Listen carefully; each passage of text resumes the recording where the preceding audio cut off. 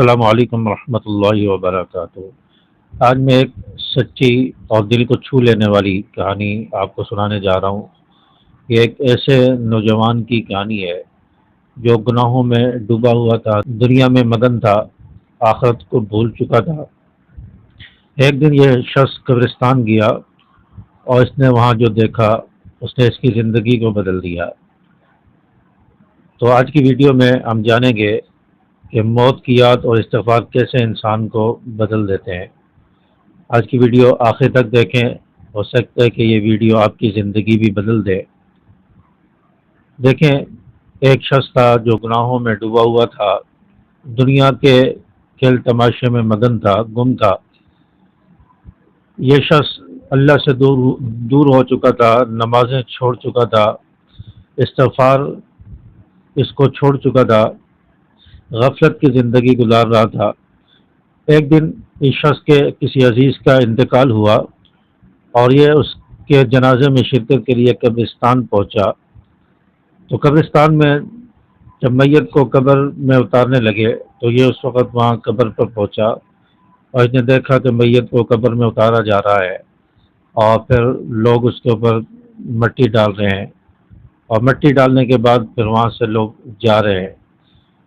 تو یہ منظر دیکھ کر یہ شخص گھبرا گیا اور یہ شخص وہیں کھڑا رہا، باقی لوگ چلے گئے اور پھر یہ قبروں کو دیکھ کر یہ کہتا رہا قبرستان میں کھڑے ہو کر کہ یہاں پر امیر کی قبر بھی ہے یا غریب کی قبر بھی ہے، یہاں پر جوان بھی ہیں یا بوڑھے بھی ہیں، یا عورتیں بھی ہیں یا مرد بھی ہیں۔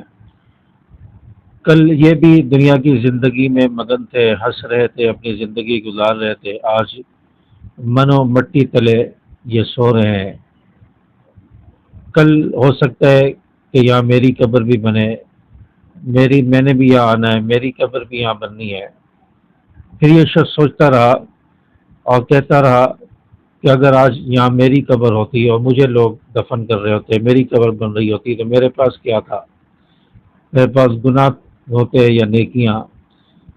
تو میرے پاس تو گناہوں کے علاوہ کچھ بھی نہیں تھا، میں کیا کر لیتا؟ تو یہ شخص گھبرا گیا، اس کے جسم پر کپ کپی طاری ہو گئی، آخرت کا خوف، موت کا خوف اسے آنے لگا اور کپ کپی طاری ہو گئی، آنکھوں سے آنسو نکلنے لگے۔ اب یہ شخص وہیں پر قبرستان میں بیٹھ گیا، قبر پر بیٹھ گیا اور اللہ تبارک و تعالیٰ سے معافی مانگنے لگا، یا اللہ مجھے معاف کر دے، میں نے بہت غلط کر لیا، اپنی زندگی کو غفلت میں گزار دیا، یا اللہ مجھے ایک موقع اور دے دے، ایک مہلت دے دے، میں اپنی زندگی کو بدلوں گا۔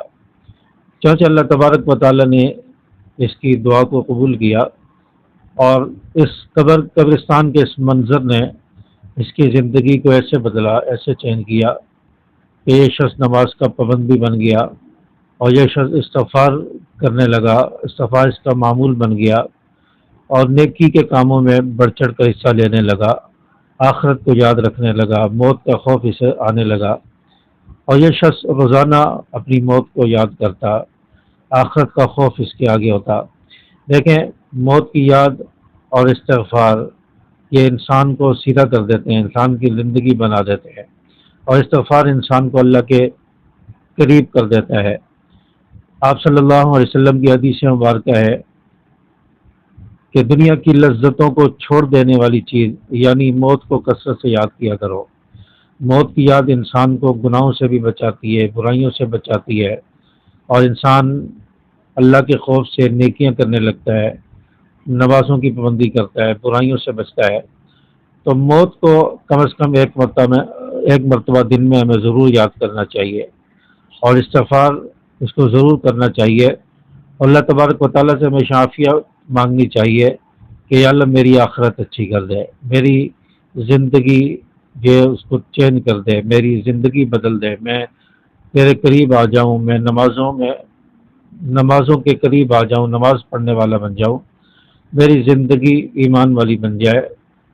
تو یہ ہمیشہ انسان کو اللہ تبارک و تعالیٰ سے دعا مانگنی چاہیے اور استغفار کے انسان کو کثرت کرنی چاہیے۔ استغفار نے بڑے بڑوں کی زندگی کو بدل دیا ہے، استغفار نے لوگوں کو آخرت یاد دلا دی۔ استغفار نے، آخرت کی یاد نے، موت نے انسان کو برے راستوں سے ہٹا کر سیدھے راستے پر لگایا۔ بہت سارے ایسے واقعات ملتے ہیں۔ حجاج بن یوسف جس نے بہت سارے ظلم کیے، ایک ظالم تھا، لیکن قرآن پاک پر جو اعراب لگے ہیں، جو زبر زیر پیش ہے، یہ اس کے بارے میں آتا ہے کہ یہ حجاج بن یوسف نے لگوائے، جس کی وجہ سے آج ہم ہر حرف کو زبر زیر کی حفاظت سے اور زبر زیر کا خیال رکھتے ہوئے ہم ہر حرف کو، ہر آیت کو پڑھ لیں، تو اس کا ثواب بھی حجاج ابن یوسف کو ملے گا۔ تو اس لیے علماء کہتے ہیں کہ اس کے بارے میں خاموش رہا جائے۔ ہو سکتا ہے کہ اللہ تعالیٰ نے اس کی اس کاوش اور اس محنت کی وجہ سے، اس نیک عمل کی وجہ سے اس کی بخشش کر دی، اس کے گناہ معاف کر دیے ہوں۔ اسی طرح ایک اور شخص کے بارے میں آتا ہے جو گناہوں میں مبتلا تھا، اور پھر یہ ہدایت حاصل کرنے کے لیے، گناہوں سے توبہ کرنے کے لیے ایک بزرگ کے پاس، ایک اللہ والے کے پاس جانے لگا، اور راستے میں اس کی موت آ گئی۔ فرشتے پریشان ہوئے کہ ہم اس شخص کو توبہ کرنے والوں میں شمار کریں یا گناہ کرنے والوں میں شمار کریں۔ فرشتے کشمکش میں مبتلا ہو گئے۔ اللہ تبارک و تعالیٰ کے سامنے عرض کیا کہ یا اللہ، یہ فلاں گناہ گار انسان جس نے اپنی ساری زندگی گناہوں میں گزار دی، آخری وقت میں یہ توبہ کی نیت سے گھر سے نکلا اور سفر کر رہا تھا، راستے میں اس کی موت آ گئی، ہم اس کے ساتھ کیا معاملہ کریں؟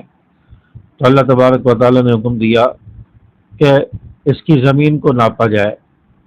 جس طرف سے یہ آ رہا تھا وہ زمین کا حصہ زیادہ ہے جو اس نے کراس کر لیا تھا، یا جس جگہ یہ جا رہا تھا جس بزرگ کے پاس، اس طرف اس کا حصہ زیادہ ہے، یعنی کون سا سفر اس نے زیادہ طے کیا ہے، تو اس سفر کو دیکھ کر، اس زمین کو ناپ کر اس کے آخرت کا فیصلہ کیا جائے۔ چنانچہ جب زمین کو دیکھا گیا تو وہ گناہوں والی زندگی سے جو چلا تھا اور بزرگ کے پاس آنے کے لیے، تو اس نے زیادہ تر حصہ وہ گناہوں والا، جو برائیوں والا تھا، وہ اس نے طے کر لیا تھا، یعنی اس بزرگ کے پاس جانے کے لیے جو حصہ تھا زمین کا وہ کم تھا، اور جو طے کر چکا تھا وہ زیادہ تھا۔ تو اللہ تبارک و تعالیٰ نے اس کو توبہ کرنے والوں میں شمار کیا کہ یہ اپنے سفر کا زیادہ حصہ کراس کر چکا تھا، توبہ کے قریب تھا، اور بزرگ کے پاس پہنچنے والا تھا، وہاں پہ اس کو ہدایت ملتی، توبہ کر لیتا۔ تو اللہ تعالیٰ نے اس کے دل کی اس کیفیت کو جان کر اس کو جو توبہ کرنے والوں میں شمار کیا۔ تو اللہ تبارک و تعالیٰ تو انسان کو معاف کرتا ہے، انسان کی زندگی کو بدلتا ہے۔ دیکھو، ایک توبہ کے لیے سفر کیا اور اپنے گھر سے نکلا، زندگی نے مہلت نہیں دی، اللہ تعالیٰ نے اس کے اس عمل پر بھی اس کو بخش دیا، اس کو توبہ کرنے والوں میں شمار کیا۔ تو ہم کتنے گناہ کر رہے ہیں، کتنی برائیاں کر رہے ہیں، کتنوں کے حق مار کے بیٹھے ہوئے ہیں، اور اپنی بہنوں کے حق ہم نے غصب کیے ہوئے ہیں، ان کو وراثت میں حصہ نہیں دیتے، کتنوں کی زمینوں پر، جائیدادوں پر قبضہ کر کے بیٹھے ہیں، ناحق پیسے کھا کے لوگوں کے بیٹھے ہیں، قرضے لے کر قرضے واپس نہیں کر رہے، پیسے ہونے کے باوجود بھی واپس نہیں کرتے۔ تو کتنے برائیاں اور کتنے حق لے کر ہم بیٹھے ہوئے ہیں۔ سوچیں، یاد کریں، کہیں ہماری موت آ گئی اور ہماری موت کسی لمحے آ گئی اور ہمارے اوپر کسی کا حق ہوا، کسی کے قرضے ہوئے، کسی کا وراثت میں ہم نے اس کا حق نہیں دیا، جو ساری چیزیں ہمارے پاس ہوئیں، ہمارے نام اعمال میں ہوئیں، تو پھر آخرت میں ہمارا کیا معاملہ ہوگا؟ آخرت ہماری بھاری ہو جائے گی، آخرت مشکل ہو جائے گی، آخرت میں پریشانی ہوگی۔ اس لیے آج جو میری ویڈیو سن رہے ہیں وہ کمنٹس میں ضرور لکھیں کہ آج سے ہماری توبہ، آج سے ہم لوگوں کا حق دیں گے، اپنے قرضے جو ہمارے ذمے وہ دیں گے، کسی کا حق ہے تو وہ دیں گے، کسی کی زمین پر ناجائز قبضہ کیا ہے اس کے پیسے اسے دیں گے، یا اس زمین کو چھوڑیں گے، زمین واپس کریں گے۔